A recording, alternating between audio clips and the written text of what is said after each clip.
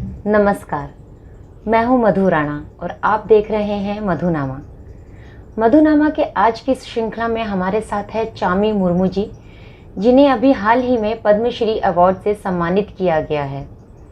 ये एक पर्यावरणविद हैं जिन्होंने 30 लाख से भी ज़्यादा अभी तक पेड़ लगाए हैं और इसके अलावा महिला सशक्तिकरण को लेकर के भी वो बहुत सारे काम कर रही हैं।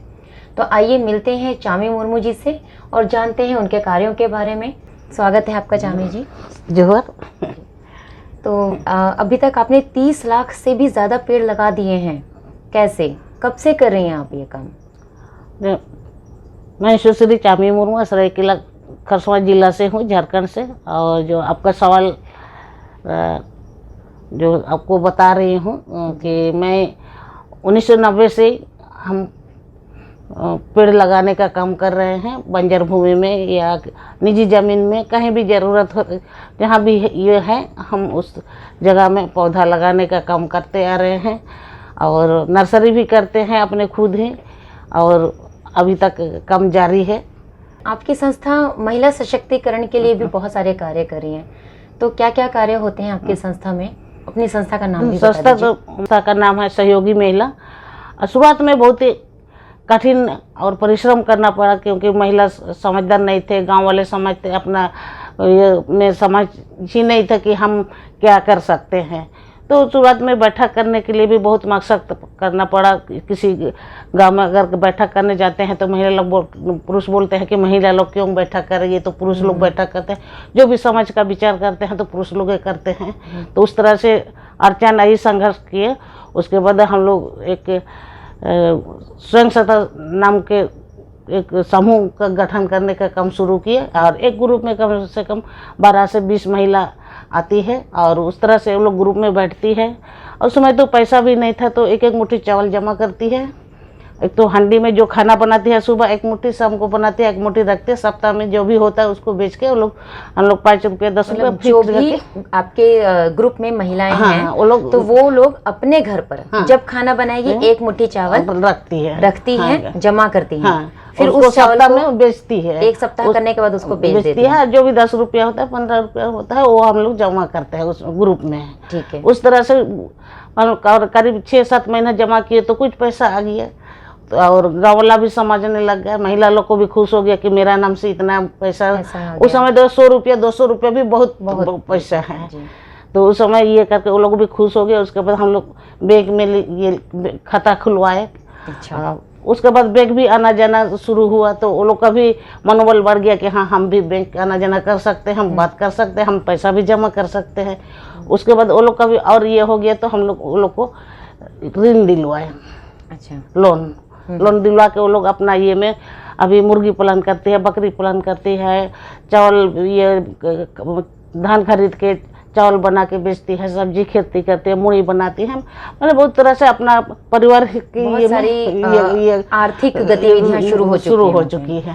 और अभी अपने से ही बैंक जाती है, ब्लॉक जाती है, जिला ऑफिस जाती है, कोई पदाधिकारी के साथ अपना ग्रुप का जो भी समस्या होता है वो लोग अपने ये में कर लेते हैं। तो अभी ये करके जब हम लोग इस शक्ति के प्रोजेक्ट में नबार्ड के द्वारा, उस समय हम लोग 2800 ग्रुप हम लोग तैयार किए। 2800 ग्रुप? हाँ। और हर ग्रुप में 10 से 12 महिलाएं? हाँ, उस तरह से। और अलग से हम लोग बनाए हैं, करीब 3000 से ऊपर है। तो टोटल 30,000 से भी ज्यादा महिलाएं हो गई? हाँ, 3000 से ज्यादा। अच्छा, 3000 से ज्यादा ग्रुप ऐसे जो ग्रुप है। पौधा 30 लाख है और 3000 से ज्यादा ऐसे जो ग्रुप है। उस तरह से हम लोग काम कर रहे हैं। तो महिला गांव में भी जागरूक हो गया, तो फील्ड में काम करने का भी और अच्छा मौका मिला हमको। और उसके बाद हम दलमा और चंडिल, ये जो निमडी ब्लॉक में दलमा के किनारे किनारे जो बीरहोड़, ये आदिम जनती सबर पहाड़िया लोग रहते हैं। अच्छा। तो वहाँ से सर्वे करके हम लोग 100 बच्ची को ले गए हमारे संस्था में, और वहाँ हम 2010 से पढ़ाए, 1 से 5 तक पढ़ा के हम कस्तूरबा में भर्ती किए। अच्छा। उस तरह से चलते आए 5वीं क्लास तक। हाँ। आप लोगों ने उसका पूरा खर्चा उठाया? और अभी अभी जो जिस स्कूल में जा रहे हैं वहाँ वो कस्तूरबा में डाल देते हैं। अच्छा। वहाँ पढ़ाई हुआ तो 2019 से तो आपका कोरोना आ गया, 2021 में पूरा कोरोना ये हो गया, तो उस समय बंद हो गया। उसके बाद अभी तक 10 से 19 तक में 35 बच्चे इंटर ये किए हैं, इंटर पास कर चुके हैं अभी कर तक चुके आपके हैं। जो बच्चे आपने उस समय हाँ एक तरीके से गोद लिए थे उस तरह से। अब अभी भी जारी है कि दोबारा शुरू करेंगे, लेकिन अभी भी ये करके कोरोना ठीक से ये नहीं हुआ है, फिर अभी इलेक्शन शुरू हो गया तो नहीं कर पा रहे। सोच तो है आगे करने का, सेवा करने का, काम करने का, इस तरह से अभी जारी है। तो झारखंड में कहाँ कहाँ पर आपका संस्था किस किस एरिया में काम कर रही है?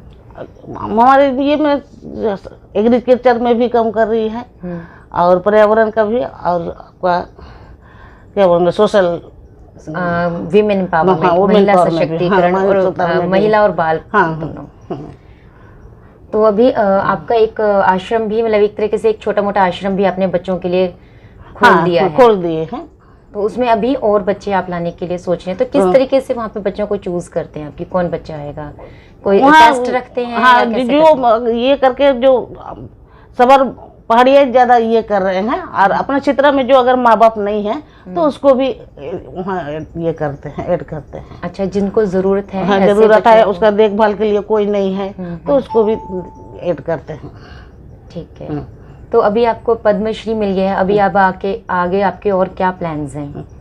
क्या इस पद्मश्री मिलने से आपको क्या कुछ लग रहा है कि कुछ आपका सहायता हो गई? नहीं, पहले तो नहीं सोचे थे। जब जो अपना चित्रा में काम कर रहे थे, सेवा कर रहे थे, जो अपना ये में ये हुआ था, और जब से पुरस्कार मिलते आया है तो काम करने का और उत्साह भी बढ़ा है, ताकत भी मिलता है, और एक बार परिचय भी, और जो फील्ड भी जाते हैं वहाँ कहीं भी विश्वास हो जाता है कि नहीं इसके ये द्वारा काम आगे हो सकता है। तो उसी तरह से अभी लोग पहचान भी जाते हैं कि ये चामी मुर्मू है, तो ये जरूर करेंगी। उस तरह से अभी अच्छा लगता है, खुशी लगता है, लेकिन इस काम के लिए कभी नहीं सोचे थे कि मैं आज पद्मश्री तक पहुंचूंगी बोल करके। लेकिन अभी जब 26 जनवरी को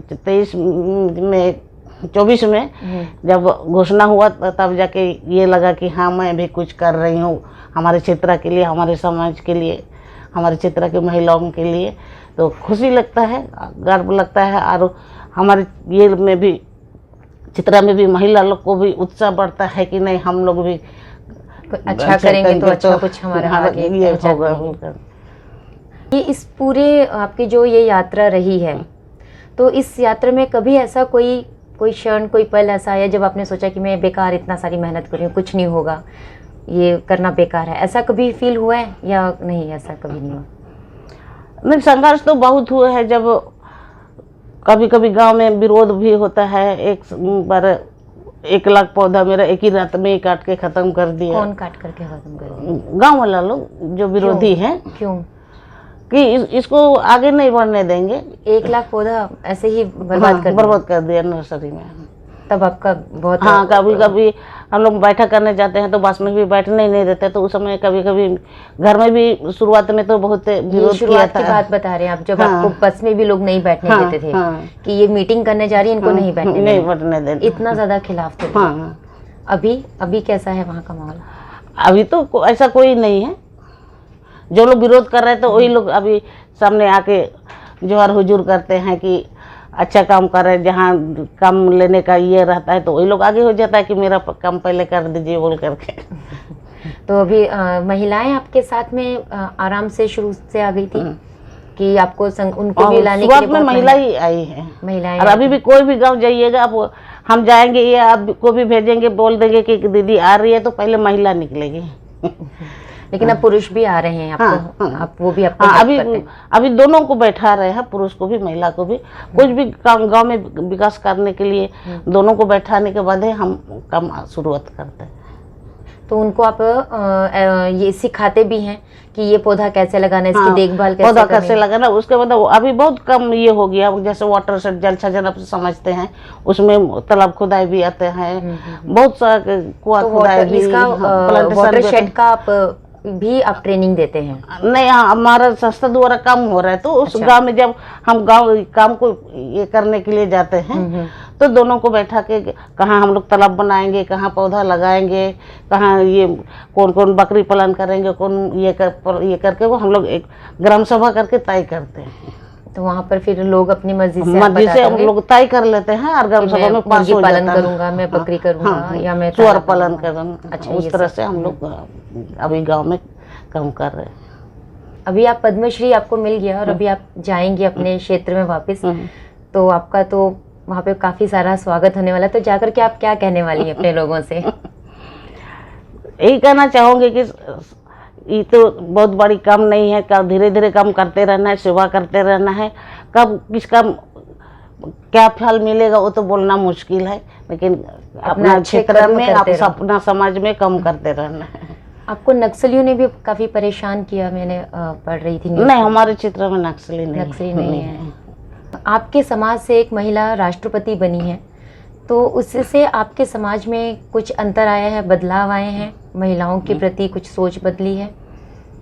हाँ, इसके लिए हमारे क्षेत्र में, हमारे समाज में या पूरे देश में ही शायद अपने आस्था से समझ रही हूँ कि बहुत बदलाव आया है कि आज नरेंद्र मोदी अब ऐसे क्षेत्र से महिला को खोज के, आदिवासी महिला को खोज के आज हमारे राष्ट्रपति महोदय को ही हम सोचेंगे कि ऐसा ये से खोज के लाए और प्रथम नागरिक में बैठा दिए है, तो बहुत गर्व की बात है हमारे आदिवासी समाज के लिए, महिला लोग के लिए।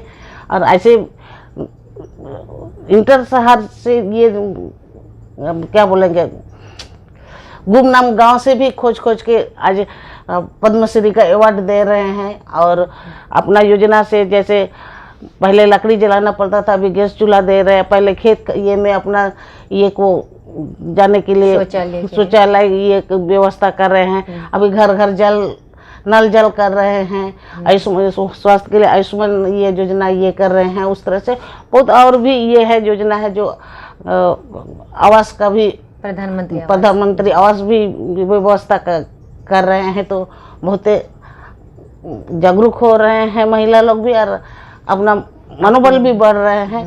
और वहाँ पे आपको लोगों को फैसिलिटीज मिलने से महिलाओं को भी काफी सामान्य जीवन, हाँ, सामान्य जीवन जीने का मौका मिला है। शहरी लोगों को, हम लोगों को आप क्या संदेश देना चाहते हैं, जो आप इतना सारा, मतलब 30 लाख से भी ज्यादा आपने पेड़ अभी तक लगा चुकी हैं, तो हम लोगों को, कोई शहरी लोगों को कोई संदेश देना चाहते हैं, जो आप बिल्डिंग्स बना रहे हैं लगातार? हाँ, बिल्डिंग तो बना रहे हैं, वहीं पर ही अपना पर्यावरण को तो सुरक्षा करना ही है।